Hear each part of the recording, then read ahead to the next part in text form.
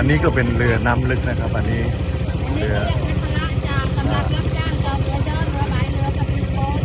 เท่าที่เห็นนี่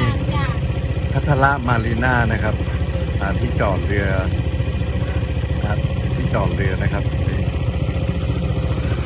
ปลานี่อายุ100 ปีจ้ะสายน้ำจะเป็นทะเลดำด้านในจะเป็นกรงสางใบเล็กจ้ะอันนี้เป็นป่า100 ปีนะครับป่า100 ปีราคาตัวนี้นะจ๊ะ